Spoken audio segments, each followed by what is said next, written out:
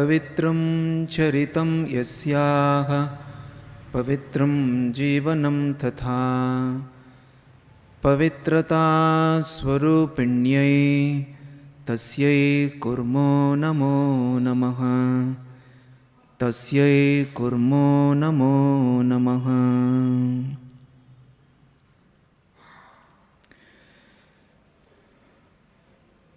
ಯಾರ ಪ್ರತಿಯೊಂದು ನಡತೆಯು ಪವಿತ್ರವೋ, ಯಾರ ಜೀವನವೇ ಪವಿತ್ರವೋ, ಯಾರು ಪವಿತ್ರತೆಯ ಸ್ವರೂಪಿಣಿಯೇ ಆಗಿದ್ದಾರೋ ಅಂಥವರಿಗೆ ಪುನಃ ಪುನಃ ನಮಸ್ಕಾರ ಮಾಡುತ್ತೇವೆ. ತಸ್ಯೈ ಕುರ್ಮೋ ನಮೋ ನಮಃ. ಪ್ರೀತಿಯ ಬಂಧುಗಳೇ, ಶ್ರೀಮಾತೆ ಶಾರದಾ ದೇವಿಯವರ ಜಯಂತಿ ಇವತ್ತು ಪುಣ್ಯ ದಿನ. ನಿಮ್ಮೆಲ್ಲರಿಗೂ ಕೂಡ ಜಯಂತಿಯ ಹಾರ್ದಿಕ ಶುಭಾಶಯಗಳು. ಶ್ರೀಮಾತೆಯವರ ಕೃಪಾಶೀರ್ವಾದ ನಮ್ಮನ್ನೆಲ್ಲ ಹರಿಸಲಿ, ಮಾರ್ಗದರ್ಶನ ಮಾಡಿ ನಡೆಸಲಿ ಅಂತ ಪ್ರಾರ್ಥಿಸೋಣ. ಶ್ರೀಮಾತೆಯವರ ವ್ಯಕ್ತಿತ್ವ ಮತ್ತು ಜೀವನದ ಕುರಿತಾಗಿ ಒಂದೆರಡು ವಿಷಯವನ್ನು ನಿಮ್ಮ ಜೊತೆ ಹಂಚ್ಕೊಳ್ತೀನಿ. ಶ್ರೀಮಾತೆಯವ್ರದ್ದು ಎಂತಹ ವ್ಯಕ್ತಿತ್ವ ಅಂತ ಹೇಳಿದ್ರೆ, ಅದರಲ್ಲಿ ಎಲ್ಲ ಆದರ್ಶಗಳು ಕೂಡ ಪರಿಪೂರ್ಣ ರೂಪದಲ್ಲಿ ಮೂಡಿಬಂದಂಥ ಒಂದು ದೊಡ್ಡ ವ್ಯಕ್ತಿತ್ವ ಅದು. ಎಲ್ಲ ಆದರ್ಶ ಅನ್ನೋದನ್ನು ನಾನು ಸ್ವಲ್ಪ ಒತ್ತು ಹೇಳ್ತಾ ಇದ್ದೀನಿ. ಯಾವುದೋ ಒಂದಲ್ಲ, ಎಲ್ಲ ಆದರ್ಶಗಳು ಕೂಡ ಪರಿಪೂರ್ಣ ರೂಪದಲ್ಲಿ ಮೂಡಿಬಂದಂಥ ವಿಶೇಷ ವ್ಯಕ್ತಿತ್ವ. ಅದನ್ನು ಪರಿಪೂರ್ಣ ರೂಪದಲ್ಲಿ ಮೂಡಿಬಂತು, ಆದ್ದರಿಂದ ಅವರ ಇಡೀ ವ್ಯಕ್ತಿತ್ವವೇ ಒಂದು ಮಹಾ ಆದರ್ಶ ಅಂತ ಅಂದ್ಕೊಳ್ಬೋದು ನಾವು. ಅವರ ಇಡೀ ವ್ಯಕ್ತಿತ್ವವೇ ಮಹಾ ಆದರ್ಶ. ಯಾವ ಯಾವ ಆದರ್ಶಗಳು ಅವರ ವ್ಯಕ್ತಿತ್ವದಲ್ಲಿ ಮೂಡಿಬಂತು ಅಂದರೆ ಅದೊಂದು ದೊಡ್ಡ ಪಟ್ಟಿ. ಅವರಲ್ಲಿ ನಮಗೆ ಗೋಚರ ಆಗುವಂಥದ್ದು ಪವಿತ್ರತೆ, ಸಹನೆ, ವಿನಯ, ಲಜ್ಜೆ, ಜ್ಞಾನ, ಭಕ್ತಿ, ವಿವೇಕ, ವೈರಾಗ್ಯ, ನಿರಹಂಭಾವತ್ವ, ನಿಸ್ವಾರ್ಥತೆ, ಸಾಮರಸ್ಯ, ಸಮತೋಲನ, ಇನ್ನೇನು ಕೇಳ್ತೀರೋ ನೀವು, ಎಲ್ಲವೂ ಕೂಡ ಆ ಒಂದು ವ್ಯಕ್ತಿತ್ವದಲ್ಲಿ. ಇವೆಲ್ಲವೂ ಕೂಡ ಒಂದೊಂದು ಆದರ್ಶ. ಒಂದೊಂದನ್ನೇ ನಾವು ನೋಡೋಕೆ ಹೋದರೆ ಎಷ್ಟು ದೊಡ್ಡದು ಅಂತ ಅನ್ನಿಸ್ತದೆ. ಅವೆಲ್ಲವೂ ಕೂಡ ಈ ಪರಿಪೂರ್ಣ ರೂಪದಲ್ಲಿ, ಯಾವುದನ್ನು ಇಂಗ್ಲೀಷ್ನಲ್ಲಿ ಪರ್ಫೆಕ್ಷನ್ ಅಂತ ಹೇಳ್ತೀವಿ, ಪರಿಪೂರ್ಣ ರೂಪದಲ್ಲಿ ಶ್ರೀಮಾತೆಯವರ ಜೀವನದಲ್ಲಿ ನಾವು ವ್ಯಕ್ತವಾಗಿದ್ದನ್ನು ಕಾಣ್ತೀವಿ. ಅಂದರೆ ಈ ಅವ್ರದ್ದೇ ಮಾತಿನಲ್ಲಿ ಶ್ರೀಮಾತೆಯವರು ಹೇಳ್ತಾರೆ ಒಂದು ಸರಿ. ಆ ಮಾತನ್ನು ಅವರು ಹೇಳಬೇಕಾದ್ರೆ ಏನು ಅಂತ ನೀವೇ ಸ್ವಲ್ಪ ಭಾವಿಸ್ಬೇಕು. ಅವ್ರು ಹೇಳ್ತಾರೆ, ನನ್ನ ಜೀವನವನ್ನು ಒಂದು ಆದರ್ಶವನ್ನಾಗಿ ಮಾಡೋದಕ್ಕೆ ಎಷ್ಟು ಬೇಕೋ ಅದಕ್ಕಿಂತ ಹೆಚ್ಚು ಮಾಡಿದ್ದೇನೆ ನಾನು. ನನ್ನ ಜೀವನವನ್ನು ಒಂದು ಆದರ್ಶವನ್ನಾಗಿ ಮಾಡೋದಕ್ಕೆ ಎಷ್ಟು ಮಾಡಬೇಕೋ ಅದಕ್ಕಿಂತ ಹೆಚ್ಚು ಮಾಡಿದ್ದೀನಿ ನಾನು. ಅಂದರೆ ಪ್ರಾರಂಭದಿಂದ ಹಿಡಿದು ಯಾವಾಗ ಅವರ ಜನನ ಆಯಿತು ಅಲ್ಲಿಂದ ಹಿಡಿದು ಅವರ ಮಹಾಸಮಾಧಿಯ ಎಷ್ಟು ಎಚ್ಚರದಿಂದ ಅವರ ಜೀವನವನ್ನು ನಡೆಸಿರಬೇಕು ಅಂತ, ಮತ್ತು ಎಷ್ಟು ಪ್ರಜ್ಞಾಪೂರ್ವಕವಾಗಿ ನಡೆಸಿರಬೇಕು ಅಂತ. ಒಂದು ಎಚ್ಚರ ಅಂಥೇಳಿ ಇಂಗ್ಲೀಷ್ನಲ್ಲಿ ಅಲರ್ಟ್ ಅಂತ ಹೇಳ್ತೀವಿ, ಎಚ್ಚರ ತಪ್ಪದೇ ಇರೋದು. ಎರಡನೇದು ಕಾನ್ಷಿಯಸ್, ಅಂದರೆ ಅತ್ಯಂತ ಪ್ರಜ್ಞಾಪೂರ್ವಕವಾಗಿ ನಂದೊಂದು ಜೀವನದ ಉದ್ದೇಶ ಇದಿದೆ, ಆದರ್ಶ ಜೀವನವನ್ನು ನಾನು ನಡೆಸಬೇಕು ಅನ್ನುವಂಥ ಆ ಪ್ರಜ್ಞಾಪೂರ್ವಕವಾಗಿ ಅವರು ಅದನ್ನು ನಡೆಸ್ತಾರೆ. ಈ ಎಲ್ಲ ಆದರ್ಶವನ್ನು ಮತ್ತು ಶ್ರೀಮಾತೆಯವರು ಈ ಥರ ಮಾತಾಡೋದನ್ನು ಕೇಳಿದ್ರೆ ನಮಗೆ ಅನ್ನಿಸ್ತದೆ, ಅನ್ನಿಸ್ಬೇಕಾದ್ರೆ ಅದನ್ನು ಪ್ರಯತ್ನ ಮಾಡಿ ನೋಡಬೇಕು. ಒಂದೊಂದು ಆದರ್ಶವನ್ನು ಕೂಡ ಪರಿಪೂರ್ಣ ರೂಪದಲ್ಲಿ ನಮ್ಮ ಜೀವನದಲ್ಲೂ ನಾವು ತಂದ್ಕೊಳ್ಳೋ ಪ್ರಯತ್ನ ಮಾಡೋಣ ಅಂತ ಹೊರಟಾಗ ಗೊತ್ತಾಗ್ತದೆ ಶ್ರೀಮಾತೆಯವರ ಅತ್ಯಂತ ಶಾಂತ ಜೀವನದ ಹಿಂದೆ ಎಂಥ ದೊಡ್ಡ ತಪಸ್ಸಿದೆ. ಮೇಲ್ನೋಟಕ್ಕೆ ಗೊತ್ತಾಗಲ್ಲ, ಮೇಲ್ನೋಟಕ್ಕೆ ಏನೂ ಗೊತ್ತಾಗಲ್ಲ. ಆ ಪ್ರತಿಯೊಂದು ಅವ್ರು ತೋರಿಸಿರುವಂಥ ಆದರ್ಶ ಅವ್ರು ತೋರಿಸಿದಾಗ ನಾವು ಅದನ್ನು ಅಧ್ಯಯನ ಮಾಡಿದಾಗ ಭಾಳ ಸುಲಭ ಅನಿಸುತ್ತೆ. ಅದನ್ನು ನೋಡೋಕ್ಕೆ ಹೋದಾಗ ನಮಗೆ ಗೊತ್ತಾಗ್ತದೆ ಪ್ರತಿಯೊಂದರ ಹಿಂದೆ, ಪ್ರತಿಯೊಂದು ಆದರ್ಶದ ಹಿಂದೆ ಎಷ್ಟು ತಪಸ್ಸಿದೆ. ಪ್ರಯತ್ನ ಮಾಡಿದಾಗ ನಮಗೆ ಗೊತ್ತಾಗ್ತದೆ. ಅವ್ರ ಜೀವನ ಒಂದು ಆದರ್ಶವಾಗಿ ನಮ್ಮ ಮುಂದೆ ಇದೆ. ಅದು ಬರೀ ಆದರ್ಶ ಅಲ್ಲ, ಮಹಾ ಆದರ್ಶ. ಅದನ್ನು ನಾವು ಮೈಗೂಡಿಸ್ಕೊಳ್ಬೇಕು. ಅವರ ಜೀವನದ ಉದ್ದೇಶನೇ ಅದಾಗಿತ್ತು, ನಮ್ಮ ಮುಂದೆ ಒಂದು ಆದರ್ಶವನ್ನು ಇಡುವಂಥದ್ದು. ಯಾವ ತೋರಾಣಿಕೆಗೆ ಆದರ್ಶ ತೋರಿಸಿದ್ದಲ್ಲ, ನೋಡಪ್ಪ ಈ ರೀತಿ ಬದುಕಬಹುದು ಅಂತ ಶ್ರೀಮಾತೆಯವರು ನಮ್ಮ ಮುಂದೆ ಒಂದು ಆದರ್ಶವನ್ನು ಇಟ್ಟಾಗಿದೆ. ಯಾವ ರೀತಿ ನಾವು ಅದನ್ನು ಮೈಗೂಡಿಸ್ಕೊಳ್ಬೋದು ಅಂತ ಹೇಳಿದ್ರೆ ನೋಡಿ, ನಾವು ಶ್ರೀಮಾತೆಯವ್ರನ್ನ ಪೂಜಿಸ್ತೀವಿ. ಪೂಜಿಸೋದ್ರ ಮೂಲಕ, ಭಾವಿಸೋದ್ರ ಮೂಲಕ, ಅವರ ಕುರಿತಾಗಿ ಅಧ್ಯಯನ ಮಾಡೋದ್ರ ಮೂಲಕ ಮತ್ತು ಕೊನೆಯದಾಗಿ ಅವರನ್ನು ಅನುಸರಿಸೋದ್ರ ಮೂಲಕ. ನಮ್ಮದು ಅಲ್ಲೇ ನಿಂತು ಹೋಗಬಾರ್ದು ಅಂತ. ಇದೆಲ್ಲ ಒಂದು ಹೆಜ್ಜೆ ನಾವು ಅವರನ್ನು ಇಷ್ಟಪಡ್ತೀವಿ, ಅವ್ರನ್ನ ಪೂಜಿಸ್ತೀವಿ, ಅವ್ರನ್ನ ಭಾವಿಸ್ತೀವಿ, ಅವ್ರ ಬಗ್ಗೆ ತಿಳ್ಕೊಳ್ಳೋಕೆ ಇಷ್ಟಪಡ್ತೀವಿ.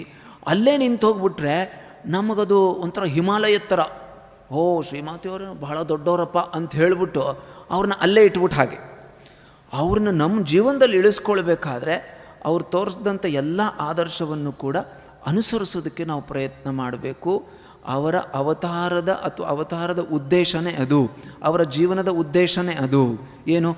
ಆದರ್ಶವನ್ನು ಜನರಿಗೆ ಸಿಕ್ಕೋ ಹಾಗೆ ಕೊಡಬೇಕು, ಅವ್ರಿಗೆ ಕೈಗೆ ಎಟಕೋ ಹಾಕಿ ಕೊಡಬೇಕು. ಆದರೂ ಕೂಡ ಒಂದು ಸರಿ ನಮಗನ್ನಿಸ್ತದೆ, ಶ್ರೀಮಾತೆಯವರ ಇಷ್ಟೆಲ್ಲ ಅದ್ಭುತವನ್ನು ನೋಡಿದಾಗ ಎಲ್ಲವೂ ಅವರಲ್ಲಿ ಆದರ್ಶ. ಅಂದರೆ ಅವರಲ್ಲಿ ನಡೆ, ನುಡಿ, ಆಚಾರ, ವಿಚಾರ ಎಲ್ಲವೂ ಆದರ್ಶಪ್ರಾಯವಾದದ್ದು. ಅದನ್ನು ನೋಡಿದಾಗ ಅನ್ನಿಸ್ತದೆ ನಮಗೆ, ಅಂದರೆ ಈ ಶ್ರೀಮಾತೆಯವರು ತೋರಿಸಿದಂಥ ಆದರ್ಶ ನಮಗೆ ಬಹಳ ದೊಡ್ಡದು, ನಮಗೆ ಅಂಥದ್ದೆಲ್ಲ ಎಟಕ್ತದಾ ಎನ್ನುವಂಥ ಒಂದು ಪ್ರಶ್ನೆ ಸಹಜವಾಗಿ ಬರುತ್ತೆ.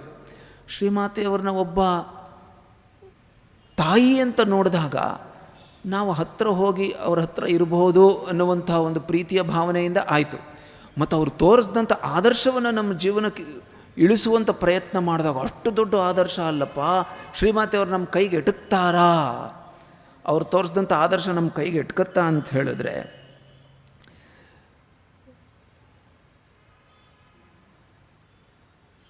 ನಮ್ಮೆಲ್ಲರ ತಾಯಿ ಆದ್ದರಿಂದ ತಾಯಿಗಿಂತ ಹತ್ತಿರ ಆದವ್ರು ಯಾರಿದ್ದಾರೆ ಒಬ್ಬ ವ್ಯಕ್ತಿಗೆ ಜೀವನದಲ್ಲಿ. ಅದರಿಂದ ಅವರು ತಾಯಿಯಾಗಿ ನಮ್ಮ ಹತ್ರ ಬಂದು ನಾವು ಎಟುಕ್ತದೋ ಇಲ್ಲವೋ ನಮಗೆ ಆದರ್ಶ ಅಂತ ಹೇಳ್ತಾ ಇದ್ದರೆ, ಶ್ರೀಮಾತೆಯವರು ಎಟುಕದ ಆದರ್ಶ ಅಲ್ಲ, ನಾನು ಎಟುಕುವಂತೆ ಮಾಡುವಂಥ ತಾಯಿ ಅಂತ ಹೇಳುವ ಹಾಗೆ. ಅದು ನೋಡು, ಅವರು ಅಧ್ಯಯನ ಮಾಡಿಬಿಟ್ರೆ ತುಂಬ ದೊಡ್ಡದು ಅವ್ರ ಜೀವನ, ತುಂಬ ಕಷ್ಟ ಅಂತ ಅನ್ನಿಸ್ಬೋದು. ಆದರೆ ಪ್ರೀತಿಯಿಂದ ನಮ್ಮನ್ನೆಲ್ಲ ಬರಮಾಡಿಕೊಂಡು ಅವರ ಹತ್ತಿರದಲ್ಲಿ ಅವರ ಪ್ರೀತಿಯನ್ನು ಉಣಿಸಿ ಆ ಆದರ್ಶದ ಕಡೆ ತೆಗೆದುಕೊಂಡು ಹೋಗುವಂಥದ್ದನ್ನ ಅವರು ಮಾಡಿದ್ದಾರೆ, ಪ್ರಯತ್ನ ಮಾಡಿದ್ದಾರೆ. ಅಂದರೆ ನಾವು ಯಾರನ್ನು ಪ್ರೀತಿಸ್ತೀವೋ, ಅಂದರೆ ಇಂಥ ವ್ಯಕ್ತಿ ನಮಗೆ ತುಂಬ ಇಷ್ಟ ಅಂತ ಹೇಳಿದಾಗ ಸಹಜವಾಗಿ, ಸಾಧಾರಣವಾಗಿ ಅಂಥವ್ರನ್ನ ನಾವು ಅನುಸರಿಸೋದಕ್ಕೆ ಇಷ್ಟಪಡ್ತೀವಿ. ಅವ್ರು ಯಾವ ಥರ ಮಾಡ್ತಾರೋ ಆ ಥರ ಮಾಡಬೇಕು, ಅದನ್ನೇ ನಾವು ಮಾಡಬೇಕಾಗಿದ್ದೀವಿ. ನಮಗೆ ನಿಜವಾಗ್ಲೂ ಶ್ರೀಮಾತೆಯವ್ರ ಮೇಲೆ ಪ್ರೀತಿ ಇದೆ ಅಂತ ಹೇಳಿದ್ರೆ, ಅವ್ರು ಏನನ್ನು ಹಾಕ್ಕೊಟ್ಟಿದ್ದಾರೋ ಮಾರ್ಗವನ್ನು, ಅದನ್ನು ನಾವು ಅನುಸರಿಸೋದಕ್ಕೆ ಪ್ರಯತ್ನ ಮಾಡಬೇಕು ಅಂತ. ಶ್ರೀಮಾತೆಯವರು ಭಗವಂತನ ಮಾತೃತ್ವದ ರೂಪ ಅಂತ. ಭಗವಂತ ಅಥವಾ ಪರಮಾತ್ಮ ಅವನು ತಂದೆನೋ ತಾಯಿನೋ ಎಲ್ಲವೂ ಅವನಲ್ಲಿ ಪ್ರೀತಿ ಇದೆಯಾ ಅಥವಾ ಅದೇನು ಜಡನ? ಅದು ಜಡ ಅಲ್ಲ. ಭಗವಂತನಲ್ಲಿ ಇರುವಂಥ ಮಾತೃತ್ವ, ಎಲ್ಲರ ತಾಯಿಯಾಗಿ ಆ ಭಗವಂತ ಇದಾನಲ್ಲ, ಅಥವಾ ಭಗವತ್ ಶಕ್ತಿ ಇದೆಯಲ್ಲ, ಆ ಭಗವತ್ ಶಕ್ತಿಯ ಮಾತೃತ್ವ ರೂಪ ಶ್ರೀಮಾತೆಯವರು ಅಂತ. ಆಮೇಲೆ ಅದನ್ನು ಕೊನೆಯಲ್ಲಿ, ಈ ಆಲೋಚನೆಯ ಕೊನೆಯಲ್ಲಿ ಸೋದರಿ ನಿವೇದಿತಾರ ಒಂದು ಪತ್ರದಂದೇ ನಮಗಿದು ಒಂದು ಸ್ವಲ್ಪ ಆ ಒಂದು ಯಾವ ರೀತಿಯಾಗಿ ಹೇಳ್ತಾರೆ ಅಂತ ಗೊತ್ತಾಗ್ತದೆ ನಮಗೆ. ಆಮೇಲೆ ನೋಡೋಣ ಅದನ್ನು. ಎಲ್ಲರನ್ನೂ, ಅಂದರೆ ಭಗವಂತನ ಮಾತೃತ್ವದ ರೂಪ ಅಂದರೆ ಎಲ್ಲರನ್ನ ಪ್ರೀತಿಸುವಂಥ ತಾಯಿಯವರು. ಎಲ್ಲರನ್ನೂ ಅಂತ ಮತ್ತೆ ಯಾಕೆ ಒತ್ತು ಹೇಳ್ತಿದ್ದೀನಿ ಅಂತ ಹೇಳಿದ್ರೆ, ಎಲ್ಲರನ್ನೂ ಅಂದರೆ ಸಾಮಾನ್ಯವಾಗಿ ನಮ್ಗೆ ಅರ್ಥ ಆಗ್ತದೆ ಎಲ್ಲ ವ್ಯಕ್ತಿಗಳನ್ನು, ಎಲ್ಲ ಮನುಷ್ಯರನ್ನೂ ಹೌದು, ಪ್ರಾಣಿಗಳು ಹೌದು, ಪಕ್ಷಿಗಳು ಹೌದು. ಅವರೇ ಬಾಯ್ಬಿಟ್ಟು ಹೇಳಿದ್ದಾರೆ ಒಬ್ಬರು ಬ್ರಹ್ಮಚಾರಿ, ನಾನು ಎಲ್ರಿಗೂ ತಾಯಿನ ಅಮ್ಮ, ನೀವು ಎಲ್ರಿಗೂ ತಾಯಿನ ಅಂತ ಬ್ರಹ್ಮಚಾರಿ ಕೇಳಿದ್ರೆ ಎಲ್ರಿಗೂ ಹೌದಪ್ಪ ಸಹಜವಾಗಿ ಹೇಳಿದ್ರು. ಮನುಷ್ಯರಿಗೆ ಸರಿ, ಪಶು ಪಕ್ಷಿ ಕ್ರಿಮಿಕೀಟಗಳು ಹೌದಪ್ಪ, ಅವುಗಳಿಗೂ ನಾನೇ ತಾಯಿ. ಯಾರೊಬ್ಬರು ವ್ಯಕ್ತಿ ಸುಮ್ಮನೆ ಹೀಗೆ ಹೇಳೋಕ್ಕಾಗ್ತದಾ? ಅಥವಾ ಯಾರನ್ನೋ ಮೆಚ್ಚಿಸೋದಕ್ಕೆ ಈ ಥರ ಹೇಳಿದರೆ ಬಹುಶಃ ಈ ಸ್ಥಾನದಲ್ಲಿ ನಾವು ಇಡ್ತಾ ಇರಲಿಲ್ಲ ಅವ್ರನ್ನ. ಅಷ್ಟು ಸಹಜವಾಗಿ ಉಕ್ಕಿ ಬರುವಂಥ ಭಗವಂತನ ಪ್ರೀತಿ ಅವರಲ್ಲಿ. ಪಶು ಪಕ್ಷಿ ಕ್ರಿಮಿ ಕೀಟ ಪ್ರೀತಿಸೋದು ಸರಿ, ಅದಲ್ಲ. ಪಶುಗಳನ್ನ, ಹಸು ಕುರಿ ನಾಯಿ ನಾವು ಪ್ರೀತಿಸ್ತೀವಿ. ಎಲ್ಲ ಮನುಷ್ಯರನ್ನು ಪ್ರೀತಿಸಬೇಕು ಅಂದರೆ ಕಷ್ಟ. ಎಲ್ಲರನ್ನೂ ಪ್ರೀತಿಸಬೇಕು ಅಂದರೆ ಭಾಳ ಕಷ್ಟ. ಅದನ್ನು ಇಟ್ಕೊಳ್ಳಿ, ಪಶು ಪಕ್ಷಿ ಕ್ರಿಮಿ ಕೀಟ ಎಲ್ಲ ಇಟ್ಕೊಳ್ಳಿ. ಮತ್ತು ಎಲ್ಲ ರೀತಿಯಾದಂಥ ಮನುಷ್ಯರನ್ನು ಪ್ರೀತಿಸಬೇಕಾದ್ರೆ, ಸಮಾನವಾಗಿ ಪ್ರೀತಿಸಬೇಕಾದ್ರೆ ಅಲ್ಲಿ ಪ್ರೀತಿ ಅಲ್ಲದೆ ಬೇರೆ ಏನೂ ಇರಬಾರ್ದು, ಲೆಕ್ಕಾಚಾರ ಇರಬಾರ್ದು. ಆ ಥರ ಮಾಡಬೇಕಾದ್ರೆ ನಾವು ಒಂದು ಸ್ವಲ್ಪ ಭಾವಿಸಿ ಅರ್ಥ ಮಾಡ್ಕೊಳ್ಳೋಕೆ ಪ್ರಯತ್ನ ಪಟ್ಟರೆ ಗೊತ್ತಾಗ್ತದೆ. ಆ ರೀತಿಯಾಗಿ ಪ್ರೀತಿಸಬೇಕಾದ್ರೂ ಕೂಡ ತುಂಬ ಅಂತಃಶಕ್ತಿ ಬೇಕಾಗ್ತದೆ. ಅದರಿಂದ ಪ್ರೀತಿನೂ ಕೂಡ ಒಂದು ಶಕ್ತಿ ಅಂತ ಹೇಳಿದ್ದಾರೆ ನೋಡಿ. Love is a great power, great strength. ಎಲ್ಲರನ್ನೂ ಪ್ರೀತಿಸಬೇಕಾದ್ರೆ ತುಂಬ ಅಂತಃಶಕ್ತಿ ಬೇಕು ನಮಗೆ. ಇಲ್ಲದ್ರೆ ಪ್ರೀತಿಸೋಕ್ಕಾಗಲ್ಲ. ನಮಗೆ ಏನೋ ಒಂದು ಆ ವ್ಯಕ್ತಿಲಿರುವಂಥ ಏನೋ ಒಂದು ದೋಷ ಕಾಣ್ತದೆ, ನ್ಯೂನತೆ ಕಾಣ್ತದೆ. ಅದೆಲ್ಲವನ್ನು ಸರಿಸಿ ಆ ವ್ಯಕ್ತಿಯನ್ನು ವ್ಯಕ್ತಿಯಾಗಿ ಪ್ರೀತಿಸಬೇಕಾದ್ರೆ ತುಂಬ ತಪಸ್ಸಿರಬೇಕು, ಒಳಗಡೆ ಅಂತಃಶಕ್ತಿ ಇರಬೇಕು. ಅಂಥದ್ದನ್ನು ಶ್ರೀಮಾತೆಯವರಲ್ಲಿ ಅತ್ಯಂತ ಸಹಜವಾಗಿ ಕಾಣ್ತೀವಿ ನಾವು. ಆದರೆ ಅವ್ರು ಆ ಒಂದು ಸ್ಥಿತಿಗೆ ಬಂದು ಆ ಪ್ರೀತಿಯನ್ನು ಎಲ್ಲರಿಗೂ ಕೊಡಬೇಕಾದ್ರೆ ಅವ್ರು ಯಾವ ರೀತಿಯಾಗಿ ಬೆಳೆದು ಬಂದರು ಅನ್ನೋದನ್ನು ಕೂಡ ನಾವು ಮರಿಬಾರ್ದು. ಅವರು ಭಗವತಿ ಸಾಕ್ಷಾತ್ ಜಗನ್ಮಾತೆ ಒಂದು ಕಡೆ ಆದರೆ, ಬೆಳೆದು ಬಂದಿದ್ದವರು ಪ್ರಾರ್ಥನೆ ಮಾಡಿದವರು ಸಾಧನೆ ಮಾಡಿದ್ದನ್ನು ಕೆಲವು ಅಂಶಗಳು ಅಲ್ಲಲ್ಲೇ ಕಾಣಿಸ್ತದೆ. ಅದನ್ನು ನಾವು ಹಿಡ್ಕೋಬೇಕು, ಯಾಕಂದರೆ ಅದು ನಮ್ಮ ಜೀವನಕ್ಕೆ ಸಾಧನೆ. ಅದು ಶ್ರೀಮಾತೆಯವರು ಹೇಳ್ತಾರೆ, ಹುಣ್ಣಿಮೆ ರಾತ್ರಿಯಲ್ಲಿ ಚಂದ್ರನನ್ನು ನೋಡಿದಾಗ ಶ್ರೀಮಾತೆಯವರು ಭಗವಂತನ ಪ್ರಾರ್ಥನೆ ಮಾಡ್ತಾರಂತೆ, ಹೇ ಪರಮಾತ್ಮ, ಚಂದ್ರನಲ್ಲೂ ಕೂಡ ಕಲೆಗಳು ಕಾಣ್ತದೆ, ಕಪ್ಪು ಚುಕ್ಕೆ ಕಾಣ್ತದೆ ಅಲ್ಲಿ. ಆದರೆ ಚಂದ್ರನ ಬೆಳಕು ಅಲ್ಲಿ ಯಾವ ಕಲೆ ಇಲ್ಲ, ಅತ್ಯಂತ ಪರಿಶುದ್ಧವಾದುದು. ಅದೇ ರೀತಿ ನನ್ನ ಜೀವನ ಅತ್ಯಂತ ಪರಿಶುದ್ಧವಾಗಿಡೋ ನೀನು ಅಂತ ಭಗವಂತನಲ್ಲಿ ಪ್ರಾರ್ಥನೆ ಮಾಡ್ತಾರೆ. ಇನ್ನು ದೇವರಲ್ಲಿ ಪ್ರಾರ್ಥನೆ ಮಾಡ್ತಾರೆ ಶ್ರೀಮಾತೆಯವರು, ಬೇರೆ ಜನರಲ್ಲಿ ನಾನು ದೋಷವನ್ನು ಕಾಣದೇ ಇರುವಂತೆ ಆಗಲಿ, ಬೇರೆಯವರಲ್ಲಿ ದೋಷವನ್ನು ಕಾಣದೇ ಇರುವಂತಾಗಲಿ, ಅದನ್ನು ಅವರು ಅಭ್ಯಾಸ ಮಾಡಿದ್ದಾರೆ. ಅವರೇ ಹೇಳ್ತಾರೆ, ಪ್ರಾರಂಭದಲ್ಲಿ ನಾನು ಕೂಡ ವ್ಯಕ್ತಿನ ನೋಡಿದಾಗ ಅಯ್ಯೋ ಇವನು ಈ ಥರದವನು, ಇವಳು ಈ ಥರದವನು ಅಂತ ಬರ್ತಾಯಿತ್ತು. ಆದರೆ ಭಗವಂತನಲ್ಲಿ ವಿಶೇಷವಾಗಿ ಪ್ರಾರ್ಥನೆ ಮಾಡಿದೆ. ಎಷ್ಟು ಮಟ್ಟಿಗೆ ಅಂದರೆ, ಗೋಲಾಪ್ಮ ಇದ್ರಲ್ಲ ಅವರ ಸ್ತ್ರೀ ಸಂಗಾತಿ, ಏನೋ ಒಂದು ಅವ್ರ ಮನೆಯಲ್ಲಿ ಉದ್ಬೋಧನ ಮನೆಯಲ್ಲಿ ಏನೋ ಒಂದು ಆಗ್ತದೆ, ಒಬ್ಬ ಕೆಲಸದಾಕೇನೋ ಅಥವಾ ಕೆಲಸದನೇನೋ ತಪ್ಪು ಮಾಡಿಬಿಡ್ತಾರೆ. ಆ ಗೋಲಾಪ್ಮ ಬಂದು ಶ್ರೀಮಾತೆಯವ್ರಿಗೆ ಹೇಳೋಕ್ಕೆ ಹೋಗ್ತಾರೆ, ಅಮ್ಮ ನೋಡಿ ಇವರು ಈ ಥರ ಮಾಡಿದ್ರು ಅಂತ ಹೇಳೋಕ್ಕೆ ಹೋಗ್ಬೇಕು. ಅಷ್ಟೊತ್ತಿಗೆ ಗೋಲಾಪ್ಮ ಮಾತು ನಿಲ್ಲಿಸ್ಬಿಟ್ಟು, ಬಿಡಿ ನಿಮ್ಗೆ ಹೇಳಿ ಏನು ಪ್ರಯೋಜನ, ನೀವು ಯಾರು ತಪ್ಪು ನೋಡಲ್ವಲ್ಲ, ನಿಮ್ಗೆ ಹೇಳಿ ಏನು ಪ್ರಯೋಜನ ಅಂತ ಹೇಳ್ಬಿಟ್ಟು. ಅದಕ್ಕೆ ಶ್ರೀಮಾತೆಯವರು ಹೇಳ್ತಾರೆ, ನೋಡು ಗೋಲಾಪ್, ನಾನೊಬ್ಬಳು ಬೇರೆಯವರ ದೋಷ ನೋಡಿದರೆ ಈ ಜಗತ್ತೇನು ನಿಂತೋಗ್ಬಿಡ್ತದ? ಎಷ್ಟು ಜನ, ಎಲ್ಲ ಜನ ಬೇರೆಯವ್ರ ದೋಷ ನೋಡ್ತಾನೆ ಇದ್ದಾರೆ, ನಾನೊಬ್ಬಳು ನೋಡಿದರೆ ಈ ಜಗತ್ತು ನಿಂತೋಗುತ್ತಾ ಅಂತ ಹೇಳ್ಬಿಟ್ರು ಶ್ರೀಮಾತೆಯವರು. ಅಂದರೆ ನೋಡೋಕ್ಕಾಗಲ್ಲ ನನ್ನ ಕೈಲಿ ಎನ್ನುವಂಥ ಮಟ್ಟಕ್ಕೆ ಶ್ರೀಮಾತೆಯವರು ತಲುಪಿದರೆ ಅದು ನಾವು ಅನುಸರಿಸಬೇಕಾಗಿತ್ತು. ನಾವು ಅವರಲ್ಲಿ ಏನು ಅದ್ಭುತ ಅಂತ ಹೇಳುವಂಥದ್ದು ಇದೆ, ಜೊತೆಗೆ ಅಲ್ಲೇ ಅನುಸರಿಸಬೇಕಾಗಿರುವಂಥದ್ದು ಇದೆ ಅನ್ನೋದನ್ನು ನಾವು ನೆನ್ಪಿಟ್ಕೊಂಡಿರಬೇಕು. ಆ ಶ್ರೀಮಾತೆಯವರ ಪ್ರೀತಿ, ಆ ಭಗವಂತನ ಮಾತೃತ್ವ ಅಂತ ಹೇಳುವಂಥದ್ದು ಆ ರೀತಿಯಾಗಿ ವ್ಯಕ್ತವಾಗ್ತಾ ಇತ್ತು ಅಂತ.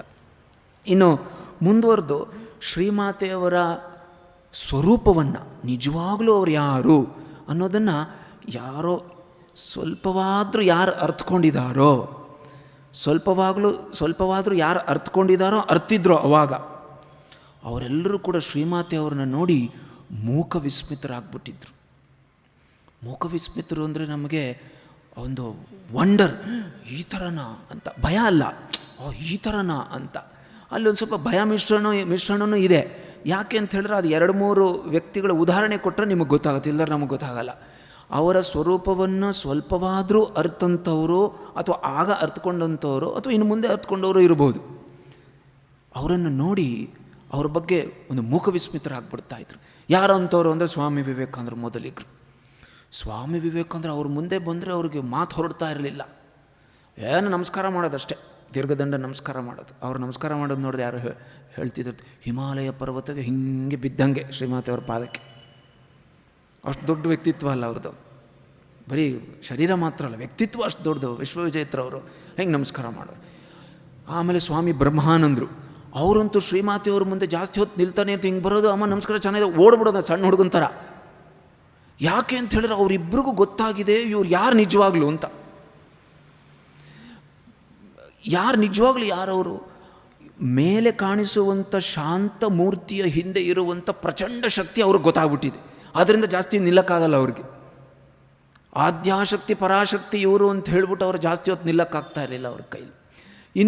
ಇನ್ನೂ ಒಂದು ಉದಾಹರಣೆ ಕೊಡ್ಬೇಕಾದ್ರೆ ಸ್ವಾಮಿ ಶಾರದಾನಂದರು, ಯಾರನ್ನು ಶ್ರೀಮಾತೆಯವರು ಇವನು ನನ್ನ ವಾಸುಕಿ, ನನ್ನನ್ನು ಯಾವಾಗಲೂ ನೋಡ್ಕೊಳ್ಳೋವಂಥವನು ಅಂತ ಹೇಳಿದ್ರೋ ಅಂಥ ಸ್ವಾಮಿ ಶಾರದಾನಂದರು ಉದ್ಬೋಧನ ಮನೆ, ತಾಯಿಯ ಮನೆ ಮಾಯರ್ಬಾಡಿ ಅಂತ ಹೇಳ್ತಾರೆ ಕಲ್ಕತ್ತಾದಲ್ಲಿ, ನೀವು ಬಾಗ್ ಬಜಾರ್ನಲ್ಲಿ ಕೇಳಿರೋ, ಅಲ್ಲಿ ವಾಸ ಮಾಡ್ತಾಯಿದ್ರು ಶ್ರೀಮಾತೆಯವರು.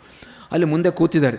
ಯಾರೋ ಒಬ್ಬ ಭಕ್ತ ಬಂದು ಹೇಳ್ತಾನೆ ಸ್ವಾಮಿ ಶಾರದಾನಂದರಿಗೆ, ಮಹಾರಾಜ್ ಎಷ್ಟು ಪುಣ್ಯವಂತರು ನೀವು, ಶ್ರೀಮಾತೆಯವರ ಮನೆಯಲ್ಲಿ ಇಲ್ಲಿ ನಿಮಗೆ ಇದ್ದೀರಾ ನೀವು ಅಂತ. ತಕ್ಷಣ ಸ್ವಾಮಿ ಶಾರದಾನಂದರು ಹೇಳ್ತಾರೆ, ಏನಪ್ಪ ಹಿಂಗೆ ಹೇಳ್ತೀಯಾ, ಯಾರ ಕೃಪೆಯಿಂದ ನಾನು ಇಲ್ಲಿ ಕೂತಿದ್ದೀನೋ ಅವರ ಇಚ್ಛಾ ಮಾತ್ರದಿಂದ ನೀನು ಇಲ್ಲಿ ಕೂತ್ಕೋಬೋದು, ನಾನು ಆಚೆ ಹೋಗ್ಬೋದು.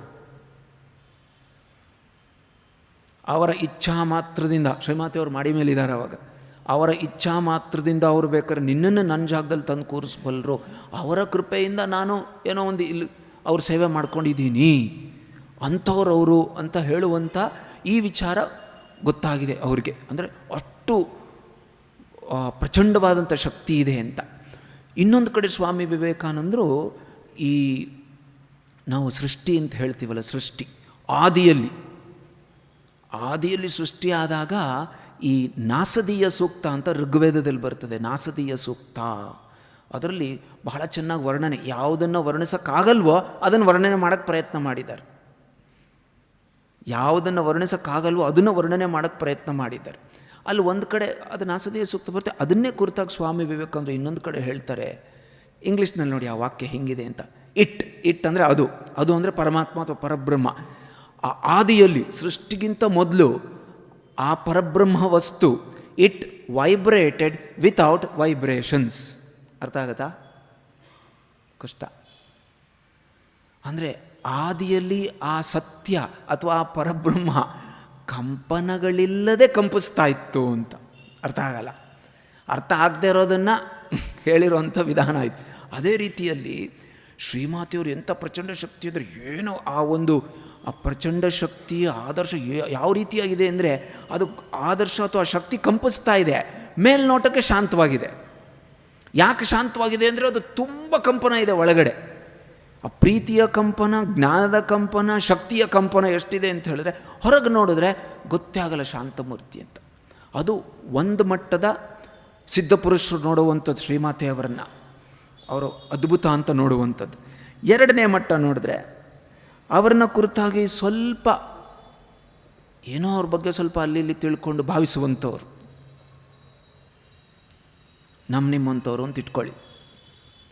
ನಮಗೆ ಅವ್ರ ಮೇಲೆ ಸ್ವಲ್ಪ ಭಕ್ತಿ ಇದೆ, ಸ್ವಲ್ಪ ಕಿಂಚಿತ್ತಾದರೂ, ಇಲ್ಲದ್ರೆ ನಾವು ಯಾಕೆ ಬರ್ತಿದ್ವಿ ಇವತ್ತಿಲ್ಲಿಗೆ. ಅಂಥವ್ರಿಗೆ ಶ್ರೀಮಾತೆಯವರು ಜಗನ್ಮಾತೆ, ಇಷ್ಟದೇವತೆ ಅಂತ ಅವರೆಲ್ಲ ಭಾವಿಸ್ತಾರೆ. ಇದು ಸಾಧನೆ ಅಂಥವರೆಲ್ಲ ಸಾಧಕರು. ಅವರು ಜಗನ್ಮಾತೆ ಗೊತ್ತಿಲ್ಲ ನಮಗೆ, ಒಂದು ಶ್ರದ್ಧೆ ಇದೆ, ಹೇಳಿದ್ದಾರೆ, ಇಂತಿಂಥವ್ರೆಲ್ಲ ಹೇಳಿದ್ದಾರೆ, ಇಂತಿಂಥವ್ರ ಅನುಭವ ಮಾಡ್ಕೊಂಡಿದ್ದಾರೆ, ಅವರು ಜಗನ್ಮಾತೆ, ಅವರು ನಮ್ಮ ಇಷ್ಟ ದೇವತೆಯೂ ಕೂಡ ಹೌದು ಅಂತ ಭಾವಿಸ್ತಾರೆ. ಅಂಥವರು ಸಾಧು ಸಜ್ಜನರು ಅಂತ ಇಟ್ಕೊಳ್ಬೋದು. ಇನ್ನು ಮೂರನೇವರು ಇದ್ದಾರೆ, ಅವ್ರ ಬಗ್ಗೆ ಏನೂ ತಿಳಿದೇ ಇದ್ದವರು, ಅವ್ರ ಬಗ್ಗೆ ಏನೂ ಗೊತ್ತಿಲ್ಲ. ಅಂಥವ್ರ ಗತಿ ಏನು? ಸಿದ್ಧಪುರುಷರು ಒಂದು, ನಾನು ಮೂರು ಉದಾಹರಣೆಯನ್ನು ಹೇಳಿದ್ವಿ. ಇನ್ನು ಸಾಧು ಸಜ್ಜನರು, ಅವ್ರ ಬಗ್ಗೆ ಸ್ವಲ್ಪ ಕೇಳಿದ್ದಾರೆ, ಭಾವಿಸ್ತಾರೆ, ಪ್ರಾರ್ಥನೆ ಮಾಡ್ತಾರೆ, ಇರಲಿ, ಅದೊಂದು ಸಾಧನೆ, ಅವರು ಸಾಧಕರು. ಇನ್ನು ಮೂರನೇ ಥರದವರು, ಅವ್ರ ಬಗ್ಗೆ ಏನೂ ಕೇಳಿಲ್ಲ, ಏನೂ ಗೊತ್ತಿಲ್ಲ, ಏನೂ ಬೇಕಾಗಿಲ್ಲ, ಗೊತ್ತಾಗಬೇಕಾಗೂ ಇಲ್ಲ. ಅಂಥವ್ರ ಗತಿ ಏನು ಅಂತ ಹೇಳಿದ್ರೆ ಅವರು ಕೂಡ ಏನು ಚಿಂತೆ ಮಾಡಬೇಕಾಗಿಲ್ಲ, ಅವರೇನು ಚಿಂತೆ ಮಾಡಲ್ಲ. ಶ್ರೀಮಾತೆಯವರ ಪ್ರೀತಿ ಅವ್ರಿಗೂ ಕೂಡ ಇದೆ, ಶ್ರೀಮಾತೆಯವರ ಪ್ರೀತಿ ಅವ್ರಿಗೂ ಕೂಡ. ಅದಕ್ಕೆ ಹೇಳಿದ್ದು ಎಲ್ಲ ರೀತಿಯಾದಂಥ ಮನುಷ್ಯರನ್ನು ಅವ್ರ ಜೀವನ ಅಧ್ಯಯನ ನೀವೆಲ್ಲ ಮಾಡಿದರೆ ಅವರ ಕೌಟುಂಬಿಕ ಪರಿಸ್ಥಿತಿ ಯಾವ ಥರ ಇತ್ತು, ಎಲ್ಲರ ಜೊತೆ ಅವ್ರು ಯಾವ ಥರ ನಡ್ಕೊಳ್ತಾ ಇದ್ರು ಅನ್ನೋದು ನಿಮಗೆಲ್ಲ ಸ್ವಲ್ಪ ಅರ್ಥ ಆಗ್ತದೆ. ಎಷ್ಟು ಕಷ್ಟ ಇದ್ದರೂ ಕೂಡ ಯಾರಿಗೂ ಅವರಲ್ಲಿ ಆ ಒಂದು ಮಾಧುರ್ಯ, ಫೈನ್ನೆಸ್ ಎಷ್ಟಿತ್ತು ಅಂತ ಹೇಳಿದ್ರೆ, ಒಂದು ಸರಿ ಯಾವಾಗಲೂ ಅವ್ರ ಮನೇಲಿ ಬೆಕ್ಕಿರ್ತಾ ಇತ್ತಲ್ಲ ಜಯರಾಮ್ ಭಟ್ಟಿಲಿ, ಬೆಕ್ಕಿಗೆ ಯಾವಾಗಲೂ ಒಂದು ಏಟು ಕೊಟ್ಬಿಟ್ಟಿದ್ದಾರೆ ಶ್ರೀಮಾತೆಯವರು. ಬ್ರಹ್ಮಚಾರಿ ಹತ್ರ ಹೇಳ್ತಾರೆ, ನೋಡು ನಾನು ಎಷ್ಟು ಹೊರಟಾಗ್ಬಿಟ್ಟಿದ್ದೀನಿ ಈ ನಡುವೆ, ಬೆಕ್ಕಿಗೂ ಒಂದು ಏಟು ಹೊಡೆದ್ಬಿಟ್ಟೆ. ಅದೇ ಹೊರಟು ಅವ್ರಿಗೆ. ಇನ್ನು ನಮ್ಮ ಹೊರಟುತನ ನೋಡಿದ್ರೆ ಅವ್ರು ಏನು ಹೇಳ್ತಿದ್ರು, ಅವರು ನಮ್ಮ ಮಾತಲ್ಲಿ ಹೊರಟುತನ, ಭಾವನೆಯಲ್ಲಿ ಹೊರಟುತನ, ಆಲೋಚನೆಯಲ್ಲಿ ಹೊರಟುತನ, ಕೃತಿಯಲ್ಲಿ ಹೊರಟುತನ ಅಂತ. ಇರಲಿ, ಎಲ್ರಿಗೂ ಕೂಡ ಪ್ರೀತಿ ಇದೆ ಅಂತ.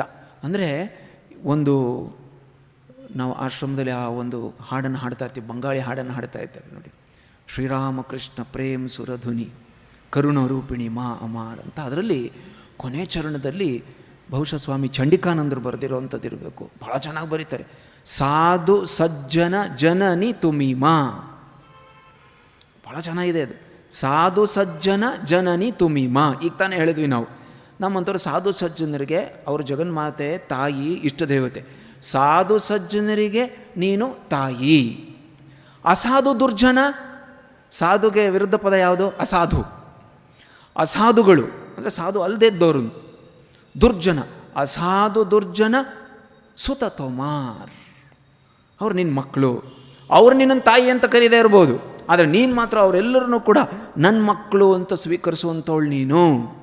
ಸಾಧು ಸಜ್ಜನ ಜನನಿ ತುಮಿಮಾ ಅಸಾಧು ದುರ್ಜನ ಸುತ ತೊಮಾರ್. ತೊಮಾರ್ ಅಂದರೆ ನಿನಗೆ ಅವರೆಲ್ಲ ಮಕ್ಕಳಿದ್ದ ಹಾಗೆ ಅಂತ, ಆ ರೀತಿಯಾಗಿ ಶ್ರೀಮಾತೆಯವರ ಪ್ರೀತಿ ಅಂತ. ಇನ್ನು ಶ್ರೀಮಾತೆಯವರ ಪ್ರೀತಿ ಅಂತ ಹೇಳಿದ್ರೆ ಯಾವುದಕ್ಕೆ ಹೋಲಿಸ್ಬೋದು ಅಂದರೆ ಭಗವಂತನ ಕೃಪೆಗೆ ಹೋಲಿಸ್ಬೋದು. ಭಗವಂತನ ಕೃಪೆಯೆಲ್ಲ ಎಲ್ಲ ಸಂತರು, ಅವತಾರ ಪುರುಷರು ಹೇಳಿದ್ದಾರೆ ನೋಡಿ, ಅದು ಎಲ್ಲರಿಗೂ ಲಭಿಸುವಂಥದ್ದು, ಎಲ್ಲೆಡೆ ಇರುವಂಥದ್ದು. ಎಲ್ಲರಿಗೂ ಲಭಿಸುವಂಥದ್ದು, ಎಲ್ಲೆಡೆ ಇರುವಂಥದ್ದು ಭಗವಂತನ ಕೃಪೆ ಯಾವಾಗಲೂ ಇರುವಂಥದ್ದು. ಆದರೆ ನಮ್ಮ ಪಾಲಿಗೆ ಏನಾಗಬೇಕಾಗಿದೆ ಅಂತ ಹೇಳಿದ್ರೆ ಭಗವಂತನ ಕೃಪೆನೇ ಆಗ್ಬೋದು, ಅಥವಾ ಇಲ್ಲಿ ನಾವು ಶ್ರೀಮಾತೆಯವರ ಪ್ರೀತಿ ಬಗ್ಗೆ ಮಾತಾಡ್ತಿದ್ದೀವಿ ಅಂತ ಹೇಳಿದ್ರೆ ಶ್ರೀಮಾತೆಯವರ ಪ್ರೀತಿಯನ್ನು ನಾವು ಹಿಡಿದಿಟ್ಕೋಬೇಕು. ಅವ್ರ ಕಡೆಯಿಂದ ಪ್ರೀತಿ ಹರಿತಾನೇ ಇದೆ, ಯಾವ ಭೇದ ಭಾವ ಇಲ್ಲದೆ ಎಲ್ಲರೆಡೆಗೆ ಹರಿತಾ ಇದೆ. ನಾವು ಅದನ್ನು ಹಿಡಿದಿಟ್ಕೊಳ್ಬೇಕು. ಯಾಕೆ ಪ್ರೀತಿಯನ್ನು ಹಿಡಿದಿಟ್ಕೊಳ್ಬೇಕು ಅಂತ ಹೇಳ್ತಿದ್ದೀವಿ ಅಂತ ಹೇಳಿದ್ರೆ, ಅವರ ಪ್ರೀತಿಯನ್ನು ಮತ್ತು ಅವರ ಪ್ರೀತಿಯ ಆದರ್ಶವನ್ನು ನಾವು ಕೂಡ ಮೈಗೂಡಿಸ್ಕೊಳ್ಬೇಕು. ಅದು ಆದರ್ಶ. ಅದು ಆಗಲೇ ಆಲೋಚನೆ ಮಾಡಿದ್ವಿ, ಆ ರೀತಿಯಾಗಿ ಪ್ರೀತಿಸ್ಬೇಕಾದ್ರೆ ತುಂಬ ಶಕ್ತಿ ಬೇಕು ಒಳಗಡೆ, ಮನಸ್ಸು ಭಾಳ ಪರಿಶುದ್ಧವಾಗಿರಬೇಕಾಗ್ತದೆ, ಶಕ್ತಿ ಬೇಕಾಗ್ತದೆ. ಅಂಥ ಪ್ರೀತಿಯ ಆದರ್ಶವನ್ನು ಕೂಡ ನಾವು ಮೈಗೂಡಿಸ್ಕೊಳ್ಬೇಕಾಗತ್ತೆ ಅಂತ. ಅಂದರೆ ಏನಾಗುತ್ತೆ, ಪ್ರೀತಿಯ ಆದರ್ಶವನ್ನು, ಅವರು ಶ್ರೀಮಾತೆಯವರ ಪ್ರೀತಿಯ ಆದರ್ಶವನ್ನು ನಾವು ಮೈಗೂಡಿಸ್ಕೊಂಡ್ರೆ ನಮ್ಮಲ್ಲಿ ಪರಿವರ್ತನೆ ಆಗ್ತದೆ. ಇಂಗ್ಲೀಷ್ನಲ್ಲಿ ಟ್ರಾನ್ಸ್ಫಾರ್ಮೇಷನ್ ಅಂತ ಹೇಳ್ತಾರೆ. ನಾವು ಹಿಂದೆ ಹೇಗಿದ್ವೋ ಹಾಗಿರಲ್ಲ, ನಾವು ಚೆನ್ನಾಗಾಗ್ತೀವಿ. ಆ ಪ್ರೀತಿ ಅಂತ ಹೇಳುವಂಥದ್ದು ಬಂದುಬಿಟ್ರೆ ನಾವು ಚೆನ್ನಾಗಾಗ್ಬಿಡ್ತೀವಿ. ನಮ್ಮ ಜೀವನದಲ್ಲೂ ಸುಖ ಶಾಂತಿ ಇರ್ತದೆ, ಇತರರಿಗೂ ಕೂಡ ಸುಖ ಶಾಂತಿಯನ್ನು ಕೊಡೋದಕ್ಕೆ ಸಾಧ್ಯವಾಗ್ತದೆ ನಾವು ಅಂತ. ಅವರ ಪ್ರೀತಿಯನ್ನು ಭಾವಿಸಿ ಹಿಡಿದಿಟ್ಕೊಳ್ಬೇಕು ಅಂತ ಹೇಳಿದಾಗ ಹೇಗೆ ಹಿಡಿದಿಟ್ಕೊಳ್ಳೋದು ಇದನ್ನು? ಶ್ರೀಮಾತೆಯವರ ಪ್ರೀತಿಯನ್ನು ಹಿಡಿದಿಟ್ಕೊಳ್ಳೋದು ಅಂದರೆ ಏನು? ಅಲ್ಲಿ ಈ ಕೆಲವು ವಿಚಾರವನ್ನು ಗಮನಿಸಬೇಕು. ಅವರ ಜೀವನ ಚರಿತ್ರೆಯ ಅಧ್ಯಯನ. ಯಾವ ರೀತಿ ನಾವು ಅವರ ಪ್ರೀತಿಯನ್ನು ಹಿಡಿದಿಟ್ಕೊಳ್ಬೋದು ಅಂದರೆ ಅವರ ಜೀವನ ಚರಿತ್ರೆಯನ್ನು ಅಧ್ಯಯನ ಮಾಡಬೇಕು. ಅದು ಆ ವಿವರಗಳೆಲ್ಲ ಗೊತ್ತಾಗಬೇಕು ನಮಗೆ. ಓದ್ತಾ ಓದ್ತಾ ನಮಗೂ ಅನ್ನಿಸ್ಬೇಕು, ವಾ ಏನು ಎಷ್ಟು ಚೆನ್ನಾಗಿದೆ ಈ ಜೀವನ, ಈ ಥರ ಇದ್ದರೆ ಎಷ್ಟು ಚೆನ್ನಾಗಿರ್ತದೆ. ಅದು ಮೆಲ್ಕು ಹಾಕೋದು, ಭಾವಿಸುವುದು, ಮೆಲ್ಕು ಹಾಕೋದು. ಅದನ್ನು ಸುಮ್ಮನೆ ಹಾಗೆ ಓದ್ಬಿಟ್ರೆ ಆಗಲ್ಲ. ನಿಧಾನವಾಗಿ ಎಷ್ಟೊಂದು ಘಟನೆಗಳಿದೆ, ಅದನ್ನೆಲ್ಲ ಮತ್ತೆ ಅಧ್ಯಯನ ಮಾಡ್ತಾ, ಮೆಲುಕು ಹಾಕ್ತಾ, ಭಾವಿಸ್ತಾ, ಮತ್ತು ಕೂಡ ನಮಗೆ ಗೊತ್ತಾಗಬೇಕು ಶ್ರೀಮಾತೆಯವರ ಜೀವನದಲ್ಲಿ ಏನೇನು ಘಟನೆಗಳನ್ನು ಇವಾಗ ನಾವು ಅವರ ಪ್ರೀತಿ ಬಗ್ಗೆ ಮಾತಾಡ್ತೀವಿ. ಅವರ ನಿಸ್ವಾರ್ಥ ಪ್ರೀತಿ, ಕಲುಷರಹಿತ ಪ್ರೀತಿ, ಅದೆಲ್ಲ ಏನು ಕೇಳ್ತೀವೋ ಇದೆಲ್ಲ ಬರೀ ಕಥೆ ಅಲ್ಲ, ಇದೆಲ್ಲ ಕಥೆ ಅಲ್ಲ. ಆ ಪ್ರೀತಿಯನ್ನು ಅನುಭವಿಸಿದವ್ರು ಇದ್ದಾರೆ, ನಾನು ಕೂಡ ಅದನ್ನು ಅನುಭವಿಸಬೇಕು. ಆ ಪ್ರೀತಿಯನ್ನು ನನ್ನದನ್ನಾಗಿ ಮಾಡ್ಕೊಳ್ಬೇಕು. ಅವರ ಕೃಪೆಯನ್ನೇ ಅಥವಾ ಪ್ರೀತಿಯನ್ನೇ ಅನುಭವಿಸೋದಕ್ಕೂ ಕೂಡ ಸಾಧ್ಯ. ಬೇರೆಯವರು ಅನುಭವಿಸಿದ್ದಾರೆ. ಮತ್ತು ನಾನು ಯಾವ ರೀತಿಯಾಗಿ ಭಾವಿಸ್ತೀನೋ ಅದಕ್ಕೆ ತಕ್ಕನಾಗಿ ಶ್ರೀಮಾತೆಯವರು ಕೂಡ ಪ್ರತಿಸ್ಪಂದಿಸ್ತಾರೆ. ಹೋಲಿ ಮದರ್ ವಿಲ್ ಆಲ್ಸೋ ರೆಸ್ಪಾಂಡ್. ಪ್ರತಿಸ್ಪಂದಿಸ್ತಾರೆ. ಇದು ಕಥೆ ಅಲ್ಲ, ಯಾವಾಗಲೂ ನಡೆದಿದ್ದು ಸುಮ್ಮನೆ ಏನೋ ಓದ್ಕೊಳ್ಳೋದಲ್ಲ. ಶ್ರೀಮಾತೆಯವರು ಕೂಡ ಪ್ರತಿಸ್ಪಂದಿಸ್ತಾರೆ ಅನ್ನೋದು ಕೂಡ ನಮಗೆ ಗೊತ್ತಾಗಬೇಕು. ಅದಕ್ಕೆ ಶ್ರದ್ಧೆ ಬೇಕು. ಹೌದು, ಈ ಥರದಿತ್ತು, ಇವತ್ತಿಗೂ ಕೂಡ ಸಾಧ್ಯ ಇದೆ, ಅವರ ಪ್ರೀತಿಯನ್ನು ಪಡೆಯಬಹುದು, ಆ ಪ್ರೀತಿ ಪಡೆಯೋದ್ರಿಂದ ಆ ಕೃಪೆ ಪಡೆದಂಗೆ ಆಗ್ತದೆ ಎನ್ನುವಂಥದ್ದು ನಮಗೆ ಗೊತ್ತಾಗಬೇಕು ಅಂತ. ಯಾಕಂತ ಹೇಳಿದ್ರೆ ಅವರೇ ಹೇಳ್ತಾರೆ, ಶ್ರೀಮಾತೆಯವರೇ ಹೇಳ್ತಾರೆ ನೋಡಿ, ಯಾರಂದ್ರೆ ಅವರು ಸಾಮಾನ್ಯ ವ್ಯಕ್ತಿಗಳೆಲ್ಲ ಈ ಥರ ಮಾತಾಡೋಕ್ಕಾಗಲ್ಲ. ಶ್ರೀಮಾತೆಯವರೇ ಹೇಳ್ತಾರೆ, ನನ್ನನ್ನು ಅಮ್ಮ ಅಂತ ಯಾರು ಕರೆದ್ರೆ ನನ್ನ ಕೈಲಿ ಸುಮ್ಮನಿರೋಕ್ಕಾಗಲ್ಲ. ಯಾರು ನನ್ನನ್ನು ತಾಯಿ ಅಂತ ಕರೀತಾರೋ ಅಂಥವ್ರ ವಿಷಯದಲ್ಲಿ ನಾನು ಸುಮ್ಮನೆ ಇರೋಕ್ಕಾಗಲ್ಲ ಅಂತ ಶ್ರೀಮಾತೆಯವರು ಹೇಳಿದ್ದಾರೆ. ಇರಲಿ, ಈ ಪ್ರೀತಿ ಅಂತ ಹೇಳುವಂಥದ್ದು ಅದೊಂದು ಶಕ್ತಿ, ಅದೇ ಆನಂದ. ಎಲ್ಲರನ್ನು ಪ್ರೀತಿಸೋದಕ್ಕೆ ಸಾಧ್ಯ ಆದರೆ ಅದೇ ಆನಂದ. ಮನುಷ್ಯ ವಿಚಿತ್ರವಾಗಿ ನಡ್ಕೊಳ್ತಾ ಇದ್ದಾನೆ, ಅವನಿಗೆ ಪ್ರೀತಿ ಸಾಕಾಗಲಿಲ್ಲ, ಯಾವಾಗಲೋ ಚಿಕ್ಕ ವಯಸ್ಸಲ್ಲೋ ಯಾವಾಗಲೋ ಸಾಕಾಗಿಲ್ಲ, ಈ ಥರದ್ದೆಲ್ಲ ಇರ್ತದೆ ಸೈಕಾಲಜಿಲಿ. ಅವನಿಗೆ ಸರಿಯಾಗಿ ಪ್ರೀತಿ ಸಿಕ್ಕಿದ್ರೆ ಚೆನ್ನಾಗಿ ಬೆಳೆದಿರ್ತಾನೆ, ಸರಿಯಾಗಿ ಪ್ರೀತಿ ಸಿಕ್ಕಿಲ್ಲ ಅಂದರೆ ಅವನು ವಿಚಿತ್ರವಾಗಿರ್ತಾನೆ, ಅವನು ವಕ್ರವಾಗಿ ಬೆಳೆದಿರ್ತಾನೆ, ಅಂದರೆ ಆಲೋಚನೆ ಭಾವನೆಗಳಲ್ಲಿ. ಆದ್ದರಿಂದ ಆ ಪ್ರೀತಿಯೇ ಶಕ್ತಿ, ಪ್ರೀತಿಯೇ ಆನಂದ ಅಂತ ಅದನ್ನು ಅನುಭವಿಸ್ಬೇಕು. ಈ ಶ್ರೀಮಾತೆಯವರ ಪ್ರೀತಿಯ ಸ್ವರೂಪ ನೋಡಬೇಕು, ಅದರ ಸ್ವರೂಪ ನೋಡಬೇಕು ನಾವೇನು ಅಂತ. ಏನು ನಾವು ಈ ಪ್ರೀತಿ ಅನ್ನೋದನ್ನು ಬಹಳ ಲಘುವಾಗಿ ಉಪಯೋಗಿಸಿ ಅದರ ಬಗ್ಗೆ ಜಾಸ್ತಿ ಗೊತ್ತಿಲ್ಲ ನಮಗೆ. ಶ್ರೀಮಾತೆಯವರ ಪ್ರೀತಿ ಅಂತ ಹೇಳಿದ್ರೆ ಅದು ಅತ್ಯಂತ ಶಾಂತವಾದಂಥ ಪ್ರೀತಿ. ಅಲ್ಲಿ ಎಕ್ಸೈಟ್ಮೆಂಟ್ ಇಲ್ಲ, ಉದ್ವೇಗ ಇಲ್ಲ. ಅಲ್ಲಿ ಸಾಮಾನ್ಯವಾಗಿ ಪ್ರೀತಿಯಿಂದ ಲವ್ ಅಂದ್ಬಿಟ್ರೆ ಅದು ಎಕ್ಸೈಟ್ಮೆಂಟ್ ಅಂತ ತಿಳ್ಕೊಂಬಿಟ್ಟಿದ್ದಾರೆ. ಅಲ್ಲಿ ಯಾವ ರೀತಿಯಾದಂಥ ಉದ್ವೇಗ ಇಲ್ಲ, ಅತ್ಯಂತ ಶಾಂತ. ಬರೀ ಶಾಂತ ಮಾತ್ರ ಅಲ್ಲ, ಅತ್ಯಂತ ಸಹಜ. ತಾಯಿ ಮಕ್ಕಳನ್ನು ಪ್ರೀತಿಸುವಾಗ ಅದನ್ನು ಹೇಳಿಬಿಟ್ಟು ಪ್ರೀತಿಸ್ಬೇಕಾ? ತಾಯಿ ಹೇಳ್ಬಿಟ್ಟು ಪ್ರೀತಿಸ್ತಾಳ? ಅದು ಅತ್ಯಂತ ಸಹಜ, ಅದು ಹರಿದು ಬರ್ತದೆ ಅದು ಆ ಥರ. ಅಂದರೆ ಕೃತಕತೆ ಇಲ್ಲ ಅಂತ, ಯಾವ ಕೃತಕತೆ ಇಲ್ಲ ಅದರಲ್ಲಿ ಅಂತ. ಮತ್ತು ಅದು ಅತ್ಯಂತ ಪರಿಶುದ್ಧವಾದದ್ದು ಶ್ರೀಮಾತೆಯವರ ಪ್ರೀತಿ ಅಂತ ಹೇಳಿದ್ರೆ. ಅಂದರೆ ಏನು ಪರಿಶುದ್ಧವಾದದ್ದು ಅಂತ ಹೇಳಿದ್ರೆ, ಯಾವ ನಿರೀಕ್ಷೆ ಇಲ್ಲ ನಮ್ಮಿಂದ ಅವರಿಗೆ, ಅವರ ಪ್ರೀತಿ ಹರಿದು ಬರ್ತದೆ. ಆಮೇಲೆ ಕೊನೆಯದಾಗಿ ಅವರ ಪ್ರೀತಿ ಎಂಥದ್ದು ಅಂತ ಹೇಳಿದ್ರೆ ನಮ್ಮನ್ನು ಮೋಹದಿಂದ ಬಿಡಿಸ್ತದೆ. ಅದು ಸಾಮಾನ್ಯವಾಗಿ ಲೌಕಿಕ ಪ್ರೀತಿ ಅಂದರೆ ಸಿಕ್ಕಾಕ್ಸ್ಬಿಡ್ತದೆ ಮೋಹದಲ್ಲಿ, ಬಂಧನದಲ್ಲಿ. ಇದು ಮೋಹದ ಬಂಧನದಿಂದ ಬಿಡಿಸುವಂಥ ಪ್ರೀತಿ ಶ್ರೀಮಾತೆಯವರ ಪ್ರೀತಿ ಅಂತ ಹೇಳಿದ್ರೆ ಅದನ್ನು ಕೂಡ ನಾವು ನೆನಪಿಟ್ಕೊಂಡಿರಬೇಕು. ಈ ಪ್ರೀತಿ ಬಗ್ಗೆ ಇಷ್ಟೆಲ್ಲ ಹೇಳಿದಾಗ ನಾವು ಸಾಮಾನ್ಯ ಯಾವಾಗಲೋ ಒಂದು ಸರಿ ನಮಗೆ ಅನ್ನಿಸ್ಬೋದು, ಅನ್ನಿಸ್ದೇನೋ ಇರ್ಬೋದು. ಈ ತುಂಬ ಬುದ್ಧಿವಂತರು ಅಂತ ಇರ್ತಾರಲ್ಲ, ತುಂಬ ಬುದ್ಧಿವಂತರು ಅಂತಿರ್ತಾರೆ, ಸಿಕ್ಕಾಪಟ್ಟೆ ಓದ್ಕೊಂಡಿರ್ತಾರೆ, ಮಾಡ್ತಾರೆ. ಅವ್ರಿಗೆಲ್ಲ ಈ ಶ್ರೀಮಾತೆಯವರಂಥ ಶಾಂತ ಸ್ವಭಾವ, ಆ ಪ್ರೀತಿ, ಸಹಜವಾದಂಥ ಪ್ರೀತಿ, ಪರಿಶುದ್ಧ ಪ್ರೀತಿ, ಇದೆಲ್ಲ ನಿಜವಾಗ್ಲೂ ಅರ್ಥವಾಗ್ತದ ಅವ್ರಿಗೆಲ್ಲ? ಆದರೆ ಹೇಳಿದರೆ ಅರ್ಥ ಆಗುತ್ತಾ, ಅನುಭವಿಸೋಕ್ಕಾಗತ್ತಾ ಅವ್ರ ಕೈಲಿ ಅಂತ ನಮಗೊಂದು ಆಲೋಚನೆ ಬರ್ಬೋದು. ಇರಲಿ, ಶ್ರೀಮಾತೆಯವರ ಪ್ರೀತಿ ಅಂತ ಹೇಳಿದ್ರೆ ಎಲ್ಲ ರೀತಿಯಾದಂಥ ಇತಿ ಮಿತಿ ಕಟ್ಟಲೆಗಳನ್ನು ಮೀರಿರುವಂಥದ್ದು. ಯಾವ ಬೌಂಡ್ರೀಸ್ ಇಲ್ಲ, ಅದಕ್ಕೆ ಯಾವ ಬೌಂಡ್ರಿ ಇಲ್ಲ. ಇಷ್ಟು ಜನಕ್ಕೆ ಮಾತ್ರ, ಇಂಥವ್ರಿಗೆ ಮಾತ್ರ, ಇಂಥ ದೇಶದವ್ರಿಗೆ ಮಾತ್ರ, ಇಂಥ ಊರವ್ರಿಗೆ ಮಾತ್ರ, ಸ್ತ್ರೀಯರಿಗೆ ಮಾತ್ರ, ಪುರುಷರಿಗೆ ಮಾತ್ರ, ಮಕ್ಕಳಿಗೆ ಮಾತ್ರ, ಯಾವ ಇತಿಮಿತಿ ಇಲ್ಲ. ಅಥವಾ ಬರೀ ಮನುಷ್ಯರಿಗೆ ಮಾತ್ರ. ಎಲ್ಲ ಎಲ್ಲೆಗಳನ್ನು ಅಂದರೆ ಇತಿಮಿತಿಗಳನ್ನು ಭೇದಿಸ್ಕೊಂಡು ಹೋಗಿರುವಂಥದ್ದು ಶ್ರೀಮಾತೆಯವರ ಪ್ರೀತಿ ಅಂಥೇಳಿ. ಈಗ ನೀವು ಅರ್ಥ ಮಾಡ್ಕೊಳ್ಳಿ ಅದರ ಶಕ್ತಿ ಎಷ್ಟು ಅಂತ. ಬೌದ್ಧಿಕವಾದರೂ ಅರ್ಥ ಮಾಡ್ಕೊಳ್ಳೋಣ ನಾವು, ಆಮೇಲೆ ಅದನ್ನು ಮತ್ತೆ ಭಾವಿಸಬೇಕು, ಅವರ ಜೀವನವನ್ನು ಅವಲೋಕಿಸಬೇಕು, ಮತ್ತೆ ಭಾವಿಸಬೇಕು, ಮತ್ತೆ ಅರ್ಥ ಮಾಡ್ಕೋಬೇಕು, ಇನ್ನಷ್ಟು ಅರ್ಥ ಮಾಡ್ಕೊಳ್ಬೇಕು. ನಮ್ಮ ಜೀವನ ಧನ್ಯವಾಗಿಬಿಡ್ತದೆ ಅದರಿಂದ ಅಂತ. ಶ್ರೀಮಾತೆಯವರ ಪ್ರೀತಿ ಅಂದರೆ ಅಂಥದ್ದು ಅಂತ. ಇನ್ನು ನಾವು ಈಗ ತಾನೇ ಹೇಳಿದ್ವಲ್ಲ, ಅಂದರೆ ತುಂಬ ಬುದ್ಧಿವಂತರಲ್ಲಿ ಇದೆಲ್ಲ ಈ ಪ್ರೀತಿಯನ್ನೆಲ್ಲ ಅವರು ಒಪ್ತಾರ, ಅವರ ಅನುಭವಕ್ಕೂ ಬರ್ತದ.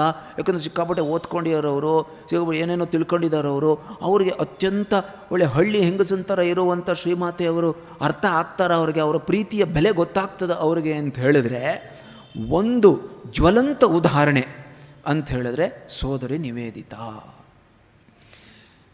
ಆಕೆ ಯಾರು, ಎಲ್ಲಿಂದ ಬಂದಿದೆ ಅದೆಲ್ಲ ಸ್ವಲ್ಪ ನಿಮಗೆ ಗೊತ್ತಿರ್ತದೆ.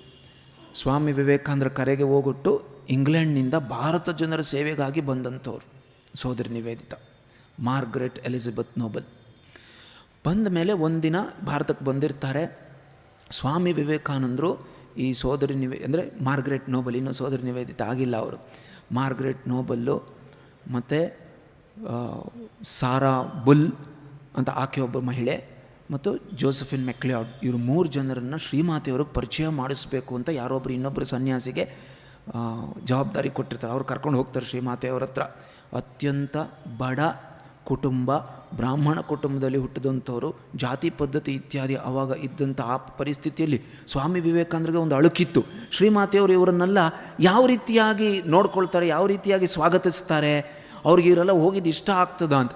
ಅತ್ಯಂತ ಸಹಜವಾಗಿ ಅವರ ತಾಯಿಯಂತೆ ಸ್ವಾಗತಿಸ್ತಾರೆ. ಅವ್ರ ಜೊತೆನೇ ಕೂತ್ಕೊಂಡು ಒಂದು ತಿಂಡಿ ಸಣ್ಣ ಪುಟ್ಟದೇನೋ ತಿಂತಾರೆ ಅವರು. ಅದನ್ನು ಕೇಳ್ಬಿಟ್ಟು ಸ್ವಾಮಿ ವಿವೇಕಾನಂದ ಭಾಳ ಸಂತೋಷ ಆಗ್ಬಿಟ್ಟು ಅವ್ರು ಹೇಳ್ತಾರೆ, ಇನ್ನು ಸೋದರಿ ನಿವೇದಿತ ಏನು ಕೆಲಸ ಮಾಡಬೇಕಾಗಿತ್ತೋ ಭಾರತದಲ್ಲಿ ಖಂಡಿತವಾಗ್ಲೂ ಯಶಸ್ಸಾಗ್ತದೆ ಅದು. ಯಾಕಂದರೆ ಶ್ರೀಮಾತೆಯವರು ಒಪ್ಕೊಂಡಿದ್ದಾರೆ ಅವ್ರನ್ನ, ಬೇರೆ ಯಾರು ಒಪ್ಕೊಳ್ಳೋದಾದ್ರೂ ಪರವಾಗಿಲ್ಲ. ಶ್ರೀಮಾತೆಯವರು ಒಪ್ಕೊಂಡಿದ್ದಾರೆ ಅಂದರೆ ಆಮೇಲೆ ನಿಧಾನಕ್ಕೆ ಎಲ್ಲರೂ ಒಪ್ಕೊಳ್ತಾ ಬರ್ತಾರೆ ಏನು ಅಂತ ವಿಶ್ವಾಸ ಸ್ವಾಮಿ ವಿವೇಕಾನಂದರು. ಶ್ರೀಮಾತೆಯವರು ಅಂದರೆ ಆ ಭಾರತ ಸಂಸ್ಕೃತಿ, ಆ ತಾಯಿ ಆಸ್ಥಾನ ಅದೆಲ್ಲದರ ಮೂರ್ತ ರೂಪ. ಅದೇ ಒಪ್ಕೊಂಬಿಟ್ಟ ಮೇಲೆ ಇನ್ಯಾರ ನಿಧಾನಕ್ಕೆ ಎಲ್ಲರೂ ಒಪ್ಕೊಳ್ಳೇಬೇಕು ಅಂತ ಸೋದರಿ ನಿವೇದಿತ ಬರೆದಂಥ ಒಂದು ಪತ್ರ. ಆಕೆ ಇಲ್ಲಿ ಬಂದು ಇರ್ತಾರೆ, ದೀಕ್ಷೆ ಆಗ್ತದೆ. ಸೋದರಿ ನಿವೇದಿತ ಅಂತ ಸ್ವಾಮಿ ವಿವೇಕಾನಂದ ಹೆಸರು ಕೊಟ್ಟರು. ಇಲ್ಲೆಲ್ಲ ಸೇವಾ ಕಾರ್ಯ ಮಾಡ್ತಾ ಇರ್ತಾರೆ. ಆಮೇಲೆ ಒಮ್ಮೆ 1899 ಮಧ್ಯದಲ್ಲೋ ಅಥವಾ ಕೊನೆಯಲ್ಲಿ ಸ್ವಾಮಿ ವಿವೇಕಾನಂದರ ಜೊತೆ ಮತ್ತೆ ಇಂಗ್ಲೆಂಡ್ ಯುರೋಪ್ಗಳಿಗೆ ಹೋಗ್ತಾರೆ. ಅಲ್ಲಿ ಹೋದಾಗ ಶ್ರೀಮಾತೆಯವ್ರ ನೆನಪಿಗೆ ಬರ್ತಾರೆ ಸೋದರಿ ನಿವೇದಿತಾಗ. ಅಲ್ಲಿಂದ ಒಂದು ಪತ್ರ ಬರೀತಾರೆ. ಏನೋ ಅದ್ಭುತವಾಗಿದೆ ಪತ್ರ. ಅದು ಇಂಗ್ಲೀಷ್ನಲ್ಲಿ ಬರೆದಿದ್ದು, ಕನ್ನಡದ ಅನುವಾದ ಈ ರೀತಿಯಾಗಿದೆ. ಒಂದು 7-8 ಸಾಲಿದೆ, ಅದನ್ನು ಓದ್ಬಿಟ್ಟು ಮುಗಿಸ್ಬೋಣ. ಆ ಸೋದರಿ ನಿವೇದಿತ ಎಷ್ಟು ಚೆನ್ನಾಗಿ ಶ್ರೀಮಾತೆಯವ್ರನ್ನ ಅರ್ಥ ಮಾಡ್ಕೊಂಡಿದ್ರು ಅಂತ ಹೇಳಿದ್ರೆ, ಶ್ರೀಮಾತೆಯವ್ರಿಗೆ ಇಂಗ್ಲೀಷ್ ಬರಲ್ಲ, ಈಕೆಗೆ ಬಂಗಾಳಿ ಭಾಷೆ ಬರಲ್ಲ. ಆದರೆ ಈಕೆನೇ ಬಂಗಾಳಿ ಕಲ್ತ್ಕೊಂಡಿದ್ದು. ಶ್ರೀಮಾತೆಯವ್ರಿಗೆ ಇಂಗ್ಲೀಷ್ ಕಲಿಯೋದು ಕಷ್ಟ ಅಲ್ವಾ, ಈಕೆ ಬುದ್ಧಿವಂತೆ ಅಲ್ವಾ, ಬಂಗಾಳಿಯನ್ನು ಕಲ್ತ್ಕೊಂಡು ಅವ್ರ ಜೊತೆ ಒಡನಾಡಿ ಅವ್ರ ಶ್ರೀಮಾತೆಯವ್ರ ಬಗ್ಗೆ ಅವ್ರು ಬರೆದಂಥವು ಕೆಲವು ಬರೆದಿದ್ರು ಕೂಡ ಏನು ಅಂತರಂಗದ ಭಾವನೆಯನ್ನು ಆ ಭಾಷೆಯಲ್ಲಿ ಬರೆದಿಡೋದು ಎಷ್ಟು ಅದ್ಭುತ. ಆ ಇಂಗ್ಲೀಷ್ ಭಾಷೆಯಲ್ಲಿ ಬರೆದಿದ್ದು. ಆದರೆ ಒಂದು ಪತ್ರ ಆಕೆ ಆ ಕಡೆಯಿಂದ ಬರೀತಾರೆ. ಅದು ಯಾವ ರೀತಿ ಇದೆ ನೋಡಿ.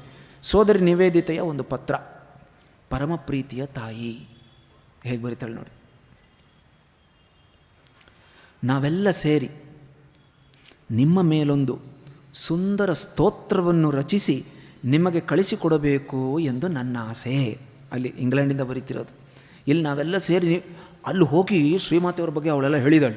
ಶ್ರೀಮಾತೆ ಶಾರದಾದೇವಿ ಅಂತ ಒಬ್ಬರು ಇದ್ದಾರೆ, ಈ ಥರದವರು ಅವರೆಲ್ಲ ಅವಳ ಸಂಪರ್ಕಕ್ಕೆ ಬಂದಂಥ ಸ್ತ್ರೀಯರೆಲ್ಲ ಭಾಳ ಸಂತೋಷಪಟ್ಟು, ಸ್ವಾಮಿ ವಿವೇಕಾನಂದರಿಗೆ ಸಂಪರ್ಕಕ್ಕೆ ಬಂದಂತಹ ಭಕ್ತರೆಲ್ಲ, ಅಲ್ಲಿದ್ದವರೆಲ್ಲ ಪಾಶ್ಚಿಮಾತ್ಯ ದೇಶದವರು ಸಂತೋಷಪಟ್ಟು ಅದನ್ನು ಸೋದರಿ ನಿವೇದಿತ ಬರೀತೀವಿ. ನಿಮ್ಮ ಮೇಲೆ ಒಂದು ಸ್ತೋತ್ರ ಬರೆದು ಕಳಿಸ್ಬೇಕು. ಇಂಗ್ಲೀಷ್ನಲ್ಲಿ ಪೊಯಮ್ ಅಂತ ಬರೆದಿರೋದು ಆಕೆ.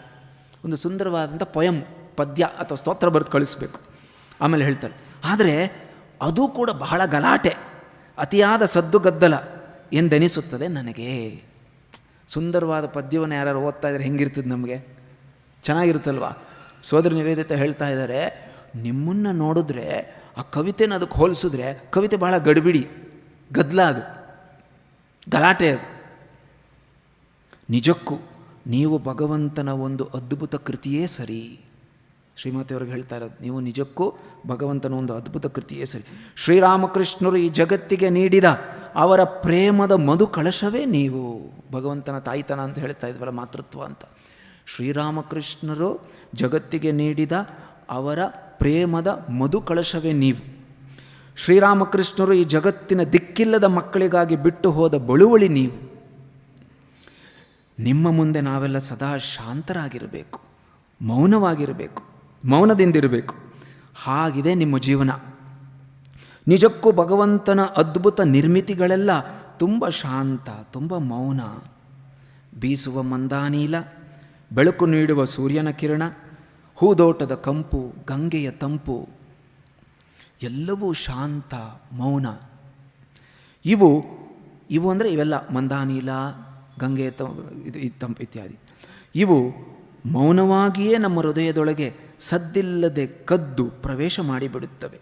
ಈ ವಸ್ತುಗಳೆಲ್ಲ ನಿಮ್ಮ ಹಾಗೆಯೇ ತುಂಬ ಶಾಂತ, ತುಂಬ ನೀರವ. ಇತಿ ನಿಮ್ಮ ಮಗು ನಿವೇದಿತ. ತುಂಬ ಬುದ್ಧಿವಂತೆ ಅವಳು. ಆದರೆ ಶ್ರೀಮಾತೆಯವರ ಪ್ರೀತಿನ ಹೇಗೆ ಅನುಭವಿಸಿದಾಳು ಅವಳು ಅಂತ, ಹೆಚ್ಚು ಕಡಿಮೆ ಮಾತಿಲ್ಲದೇನೆ ಅನುಭವಿಸಿರೋದು ಹೇಗೆ, ಅವರ ಆದರ್ಶ ಏನೋ, ಅವರ ವ್ಯಕ್ತಿತ್ವ ಏನೋ, ಅವ್ರು ಎಷ್ಟು ಚೆನ್ನಾಗಿ ಅರ್ಥ ಮಾಡ್ಕೊಂಡಿದ್ದಾಳು ಅವಳು. ಆ ಪ್ರೀತಿಯನ್ನು ಅರ್ಥ ಮಾಡ್ಕೊಳ್ಳಲ್ಲ ಅವಳು. ಹೀಗೆ ಶ್ರೀಮಾತೆಯವರ ಪ್ರೀತಿ ಅಂತ ಹೇಳುವಂಥದ್ದು ಭಾಳ ಪರಮಾದ್ಭುತವಾದದ್ದು. ನಮ್ಮೆಲ್ರಿಗೂ ಕಟ್ಟಿಟ್ಟಿದ್ದು ಬಳುವಳಿ ಅಂತ ಹೇಳಿದ್ದಾರೆ, ಎಲ್ರಿಗೂ ಕಟ್ಟಿದ್ದು, ನಮ್ಮೆಲ್ರಿಗೂ ಇದೆ ಅದರಲ್ಲಿ ಪಾಲು. ಖರ್ಚಾಗ್ಬಿಡ್ಬೋದಾ ಅಂತ ಆಲೋಚನೆ ಮಾಡಬೇಡಿ, ಅದು ಅನಂತ, ಅದು ಅಕ್ಷಯ ಅದು. ಆದ್ದರಿಂದ ಶ್ರೀಮಾತೆಯವ್ರನ್ನ ಪ್ರಾರ್ಥನೆ ಮಾಡೋಣ. ಅವರ ಪ್ರೀತಿಯಿಂದ, ಅವರ ಕೃಪೆಯಿಂದ ಸನ್ಮಾರ್ಗದಲ್ಲಿ ನಾವು ನಡೆದು ಅವರು ಹಾಕ್ಕೊಟ್ಟಂಥ ಮಾರ್ಗದಲ್ಲಿ, ಆದರ್ಶದ ಮಾರ್ಗದಲ್ಲಿ ನಾವು ನಡೆಯುವಂತಾಗಲಿ ಅಂತ. ಜೈ ಶ್ರೀ ಮಹಾಮಾಯಿ ಕಿ ಜೈ.